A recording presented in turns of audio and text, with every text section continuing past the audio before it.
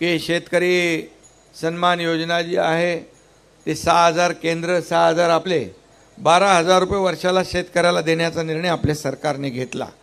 काही ठिकाणी काही कुठं वंचित राहत असतील तर जिल्हाधिकारी इकडे आहेत, अशा प्रकारच्या ज्या केसेस आहेत त्या शोधून शेवटी सरकारने निर्णय घेतला आहे हा लाभ लोकांपर्यंत पोहोचलाच पाहिजे, हे काम आपल्याला करायचे प्रशासनाला।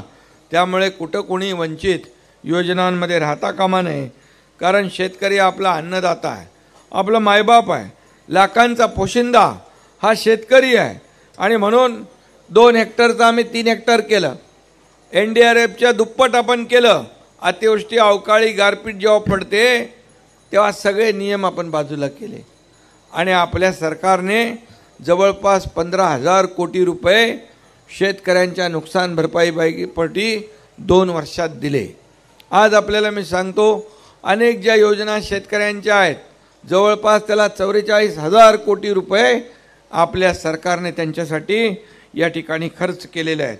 आणि म्हणून बळीराजा जो आहे, नेहमी आम्ही कुठेही गेलो तरी एकच मागणं मागतो, आमच्या बळीराजावरचं संकट दूर होऊ दे, चांगला पाऊस पडू दे, चांगली शेती होऊ दे, त्याला समृद्ध होऊ दे, त्याच्या मुलाबाळांना चांगले दिवस येऊ दे, दुसरं काही मागत नाही आम्ही।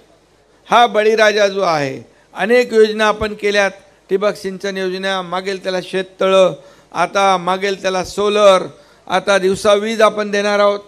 आज शेतकऱ्यांना जे पाहिजे ते देण्याचं काम आपण करतो। शेवटी हा वारकरी कोण आहे? हा पंढरपूरच्या पांडुरंगाचं दर्शन घ्यायला आलेला हाच वारकरी आहे, हा शेतकरीच वारकरी आहे। आणि त्यामुळे सरकार शेतकऱ्यांच्या बाजूचं आहे।